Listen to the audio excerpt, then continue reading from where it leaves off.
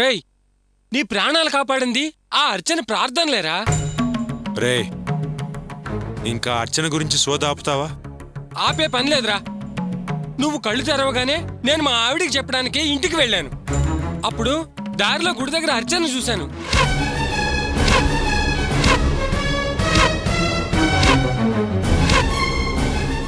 అదిరే జరిగింది.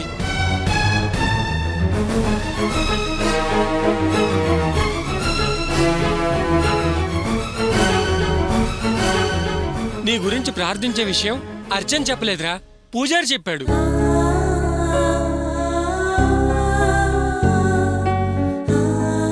వెళ్లే దారే కదా, రామ్మ ఆటోలో దించేసి వెళ్తానన్నాను, కానీ రానంది. వాళ్ళ అమ్మకు తెలియకుండా గుడికొచ్చింది. వాళ్ళ అమ్మకు భయపడి రాలేదురా.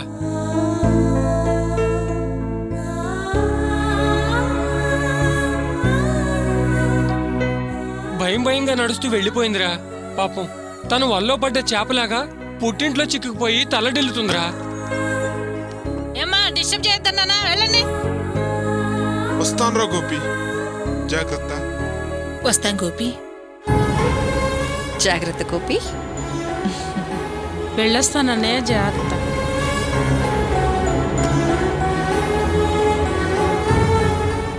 రే, అర్చన నీ మనసులోంచి తీసేశానంటే నాకు చాలా బాధగా ఉందిరా. అర్చన వాళ్ళ అమ్మకు భయపడి అలా నడుచుకుంటుందిరా. అర్థం చేసుకో. దయచేసి అర్చన మర్చిపోయే ప్రయత్నం చేయకురా. వస్తానురా.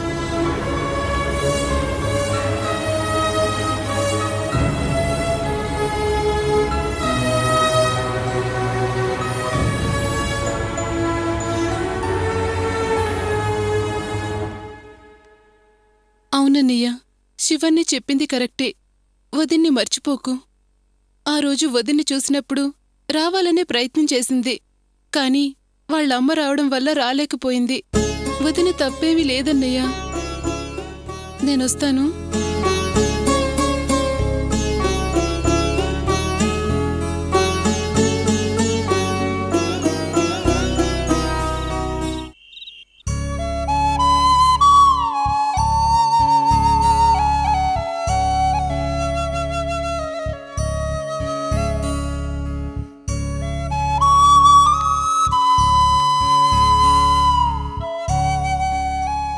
Hi dad. వాట్ ఈ సర్ప్రైజ్! మీరు వస్తున్నట్టు కనీసం ఫోన్ అయినా చేయలేదు. ముందు లేవే, లేచి నిలబడు. వాట్ డాడీ, ఎందుకంత కోపంగా ఉంటారు? డాడీ చెప్తున్నారు కదా, లేచి నిలబడొచ్చు కదా. ఏంటి, స్కూల్ పిల్లల్ని గదమాయించి స్టాండప్ అను బెంచినట్టు గదమాయిస్తున్నారు? ఏంటి అంకుల్, ఏమైంది? చూస్తే నేనేదో తప్పు చేసినట్టు, డాడీ ఏదో విచారంతో వచ్చినట్టు ఉందే పరిస్థితి. అవును, నువ్వు తప్పు చేశావు. నువ్వు తప్పు చేశావని తెలిసింది కాబట్టే విచారించడానికి వచ్చాం. ముందులే, లేచి నిలబడి మర్యాదగా మాట్లాడు. ఏం డాడీ అంత సీరియస్ గా మాట్లాడుతున్నారు? అవును, సీరియస్ గానే మాట్లాడుతున్నాను.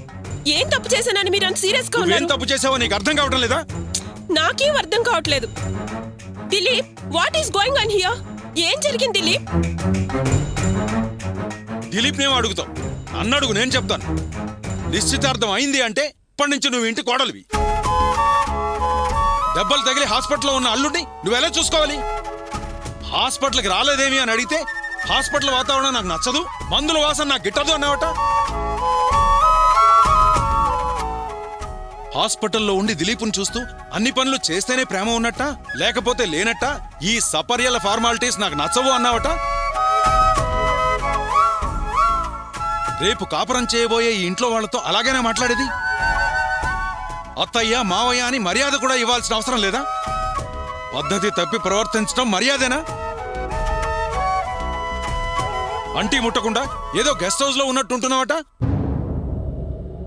అసలేమిటి ఏమిటి ఉద్దేశం? ఏంటి అంకుల్, మీ అబ్బాయిని సరిగ్గా చూడలేదని ఇలా మా డాడీకి కంప్లైంట్ చేస్తారా? హలో మేడం, కంప్లైంట్ చేసింది వాళ్ళు కాదు, నేను చేశాను. ఏంటి, నువ్వు కంప్లైంట్ చేసావా? ఇది మరీ అన్యాయం దిలీప్. ఏదో పెద్దవాళ్ళు నా మీద కంప్లైంట్ చేశారంటే అర్థం ఉంది, కానీ నువ్వు అన్నీ అర్థం చేసుకోగలవాడివి. ఇలా నా మీద కంప్లైంట్ చేయడం ఏం బాలేదు. చూడు, నా బిహేవియర్ మీద నువ్వేం సర్టిఫై చేయవలసిన పని లేదు. నీకు టాటా చెప్దామనే కంప్లైంట్ చేశాను. ఏంటి? నాకు టాటా చెప్తావా? ఏంటి నీ ఉద్దేశం? నీ ఉద్దేశం నాకు అర్థమైంది. ఇక నీ డ్రామా ఓవర్ యాక్షన్ ఆపితే మంచిది. నువ్వు కావ్యతో మాట్లాడిందంతా నాకు తెలుసు. నేను స్వయంగా విన్నాను. నువ్వు చాలా డిసిప్లైన్డ్గా సిస్టమేటిక్గా ఉంటావు అనుకున్నాం కానీ ఏదో స్టైలిష్గా ఫ్యాషన్గా ఉండటం ఇష్టపడేదాని అనుకున్నాం కానీ నువ్వింత క్రిమినల్గా ఆలోచిస్తావని నేను ఎప్పుడూ అనుకోలేదు. నిన్నేనాడూ ఇలా ఊహించలేదమ్మా. దిలీప్ మాకు ఆ విషయం చెప్పగానే మేమే షాక్ అయ్యాం. వాడు మాకే కాదు, మీ డాడీకి కూడా చెప్పి పిలిపించాడు. నీ తప్పు నువ్వు సరిచేసుకోకుండా, నీ పద్ధతులు మార్చుకోకుండా, అసలు తప్పు చేస్తున్నానని ఫీల్ అవ్వకుండా, ఏమాత్రం పశ్చాత్తాపడకపోగా, పైగా మంచి మనసుతో ముందుకొచ్చి సహాయపడే ఒక మంచి అమ్మాయి మీద బ్యాడ్ ఇంప్రెషన్ వచ్చేలా ప్లాన్ చేస్తావా? అసలు ఆ అమ్మాయిని ఇంటికే రాకుండా చేయాలని ఆలోచన చేశావు. నీ బుద్ధి బయటపడింది. నీ నైజం తెలిసింది, నీ దుర్మార్గం అర్థమైంది. నలుగురిలో తలవంపులు తెచ్చావు కదే, ఇంత నీచమైన పని చేసి మాకింత అవమానాన్ని నెత్తికెత్తుతావా? చదువు సంస్కారం ఏమయ్యాయి? మేము నేర్పించిన పద్ధతి సాంప్రదాయం ఏమైపోయినాయి? మమ్మల్ని నీ మాటలు అనిపించడానిక ఇలా చేశావు? మొహం ఎత్తుకోలేని పరిస్థితి తెచ్చావు కదే. నేను చేసింది తప్పని మీకు అనిపించచ్చు, కానీ నాకు కాదు. మీకు అవమానం జరగాలని నేను ఇలా చేయలేదు. నా ప్రేమ, నా ఆశ నాతో ఇలా చేయించింది. దిలీప్ నాకే దక్కాలన్న కోరిక, నావాడే కావాలన్న ఆశ. తనెప్పుడు నా గురించి ఆలోచించాలి, నన్నే తలుచుకోవాలన్న తపన నాతో అలా చేయించింది. దిలీప్ జీవితం నేను మాత్రమే పంచుకోవాలన్న ఆరాటం. అందుకే అలా నడవాల్సి వచ్చింది. తప్ప? ఎక్కడ కావ్య మా జీవితంలో దూరి మా మధ్య దూరం పెంచుతుందేమో అని భయంతో చేశాను. తప్ప? దిలీప్ని నా నుంచి తను లాక్కెళ్ళిపోతుందేమో అని ఆదుర్దతో చేశాను. తప్ప? తప్పే. నువ్వు చేసింది ముమ్మాటికి తప్పే. నీ బాధ్యతలు నువ్వు సరిగ్గా నెరవేర్చకుండా చేసే వాళ్ళని వంకర బుద్ధితో, తప్పుడు ఆలోచనతో చూసి తప్పుడు ప్లాన్లు వేశావు. అది తప్పే. నిశ్చితార్థం తర్వాత తన కాబోయే భార్య అనుకోవటం నేను చేసిన తప్పు. నాకేది నచ్చుతుందో ఏది నచ్చదో తనకి తెలియదు కదా. అసలు పెళ్లికి ముందు అభిప్రాయాలు తెలుసుకుని అడుగు ముందుకు వెయ్యాలి. కానీ నేను సరేలే అని సర్దుకుపోవాలని చూశాను. కానీ తను అలా కాదే. నేను సిగ్గువిడి చెప్తున్నాను, దర్శిని పెళ్లి చేసుకుంటే జరిగేది సంసారం కాదు, ప్రతిరోజు పంచాయతీయే. అరే, తనకు నచ్చిన తిండే నేను తినాలి, తనకి నచ్చిన రంగే నేను వేసుకోవాలి, అన్నీ తనిష్ట ప్రకారమే జరగాలి. అంటే ఇంక నాకు ఇండివిజువాలిటీ ఉండకూడదు. నా ఇష్టాలను చంపుకోవాలి. నాకు నేను స్వతంత్రంగా ఏమీ చేయడానికి వీల్లేదు. అలాంటప్పుడు కలిసి ఎలా జీవించగలం?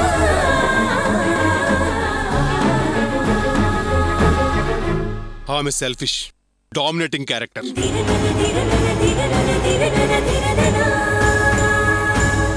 మనిషి నచ్చుతుంది, మనసు నచ్చటం లేదు. ఇష్టపడ్డాను కదా అని ఇబ్బంది పెట్టాలని, తన కంట్రోల్లో ఉంచుకోవాలని చూస్తుంది. కుదరదు. మా ఇద్దరికే కుదరదు అంకుల్.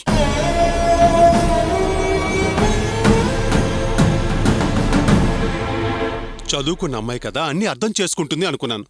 అర్థం చేసుకుంటే జీవితం హాయిగా సంతోషంగా సాగుతుందనుకున్నాను. కానీ తను అపార్థం చేసుకునే మనిషి. తన వల్ల నా బతుకు అబాస పాలు కావటం నాకిష్టం లేదు. దిలీప్, నీ భావాలు నేను అర్థం చేసుకున్నాను. దీన్ని వేలెత్తి చూపించడం కన్నా మమ్మల్ని మేం ప్రశ్నించుకోవడం మంచిది. ఇదిలా మొండిగా ప్రవర్తించడానికి కారణం మా పెంపకం లోపం. తప్పు మాది. ఒక్కగానొక్క కూతురు కదా అని చాలా గారాభంగా పెంచాం. అడిగిందేది కాదనలేదు, కోరిందేది లేదనలేదు. అనుకున్నది అనుకున్నట్టు జరిగేలా ఏర్పాటు చేశాం. దీనికి కావాలనుకున్నది ఎలాగైనా సాధించుకునేది. ఆ అలవాటు దానికి చిన్నతనం నుంచి ఉంది. ఏడ్చేది, మారాన్ చేసేది, పస్తులుండేది. దక్కించుకునేదాకా తృప్తి పడేది కాదు. గారాభంతో మేము ఏమనేవాళ్లం కాదు. ఆ గారాభమే అసలు కారణం. నిశ్చితార్థం తర్వాత అది జాబ్ చేస్తూ మీ ఇంట్లో ఉంటే మీరిద్దరూ ఒకరినొకరు బాగా అర్థం చేసుకుంటారనుకున్నాం. కానీ దీని గురించి ఇలా వినాల్సి వస్తుంది అనుకోలేదు.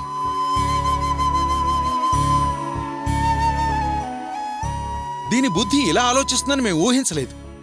దిలీప్, ఇక నుంచి అది ఇక్కడిప్పుడు ఉండదు. మేం తీసుకెళ్తాం.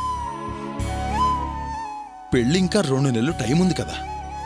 ఈలోగా దాని మనసు మార్చి మంచి నడవడిక, ప్రవర్తన నేర్పి నీకు నచ్చే విధంగా తయారు చేసి తీసుకొస్తాం.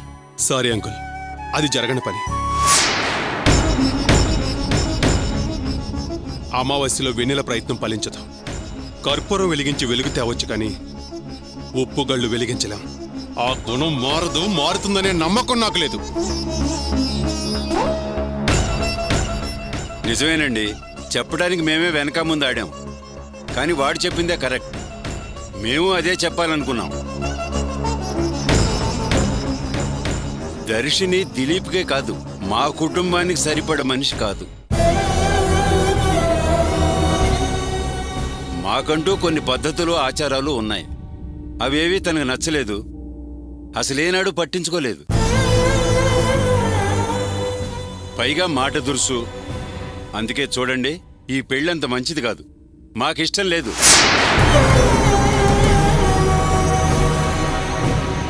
మీ అమ్మాయిని మీరు తీసుకెళ్ళండి. నో, నేను వెళ్ళను. దిలీప్, నీకిది ధర్మం కాదు.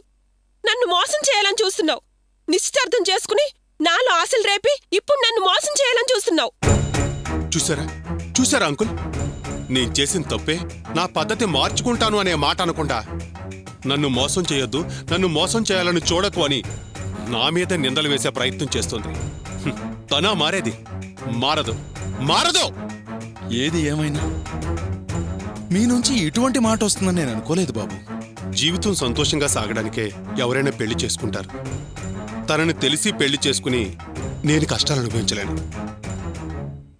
దయచేసి తీసుకువెళ్ళండి. నో, నేను వెళ్ళను. నువ్వు లేకుండా నేను బతకలేను దిలీప్. నువ్వు లేని జీవితం నేను ఊహించలేను. దిలీప్, నన్ను మోసం చేయొద్దు. నేను వెళ్ళను. వెళ్ళను. అంతా కలిసి నన్ను మోసం చేయాలని చూస్తున్నారు. నాకు అన్యాయం చేయాలని చూస్తున్నారు. నేను రాను. నేను ఎక్కడికి వెళ్ళను.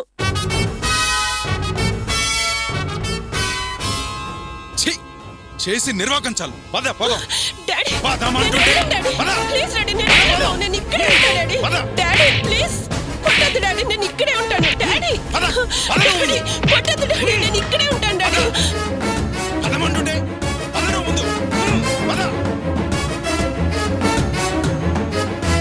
అమ్మా, నాకు గోరింటాకు పెట్టవా? ముందు అత్తయ్యని పెట్టుకొని ఆ తర్వాత నీకు పెడతా. రమ్య, పాలు తాగు. ఏ అర్చన, నువ్వు కూడా. ఏమైంది? ఏమైంది అర్చన, చెప్పు. ఏంటమ్మా అంత పెద్ద గాయమైంది? ఏ నువ్వు కూర్చో. అంత పెద్ద గాయమేం కాదులే వదినా. వంట చేసేటప్పుడు కాలిందా? ఆయింట్మెంట్ అయినా రాయకుండా అలా వదిలేసావేంటి? ఎలా జరిగింది అర్చన? ఎప్పుడు జరిగింది? ఇంతమంది అడుగుతున్నాం కదా, ఏం సమాధానం చెప్పకుండా అలా కూర్చుంటావే? చెప్పు. అది చెప్పర్చన. ఒక్క నిమిషం. ఏంటర్చన, వంట చేసేటప్పుడు కేర్ఫుల్గా ఉండద్దా? ఇది వంట చేసేటప్పుడు జరిగింది కాదు, గుళ్ళో దీపార్చన చేస్తున్నప్పుడు జరిగింది. దీపపు ప్రదక్షిణలా ఎందుకు చేసావు? ఎవరికోసం చేసావు? అమ్మా, ఏం చేస్తున్నావే? ఆ అర్చన ఆ గోపి బాగుండాలని గుడికి వెళ్లి అరచేతిలో దీపం పెట్టుకొని ప్రదర్శనలు చేస్తుందంటనే. ఈ విషయం ఆటో వెదవా హాస్పిటల్లో గోపి దగ్గర అర్చన గురించి దీర్ఘాలు తీస్తూ చాలా గొప్పగా చెప్తూ ఆ గోపి మనసు మార్చాలని చూస్తున్నాడే. వాడు చెప్పింది విని గోపి మనసు మారిపోయిందా? అర్చన మీద కోపం పోయిందా అమ్మా? ఏమోనే, అది మనకెలా తెలుస్తుంది చెప్పు? మారినా మారకపోయినా వాళ్ళు కలిసే ఛాన్స్ మనం ఇవ్వకూడదే. ఏం చేయనమ్మా? ఓ పిచ్చిదన్నా, అర్చన గుడికని చెప్పి పోలీస్ స్టేషన్లో గోపిని చూసొచ్చిందటగా. మీ అత్త అగ్గి మీద గుగ్గిలమై నిరాహార దీక్ష చేసిందటగా. ప్రాణాలు కూడా తీసుకోబోయిందటగా. హ, దాన్ని లైన్లోకి పెట్టవే. అమ్మా, ఆ అర్చన మా అత్తయ్యకి ప్రమాణం చేసిందమ్మా, గోపిని ఇంకెప్పుడు కలవబోనని. అదేనే ఆయుధం ఆ ప్రమాణాలు వదిలేసింది. ఒట్టు గట్టు మీద పెట్టి ఆ చేతులతో అమ్మ కళ్ళు కప్పి గోపి కోసం గుళ్ళో ప్రదక్షిణలు చేసొచ్చిందే, చెయ్యి కాల్చుకొని వచ్చిందే.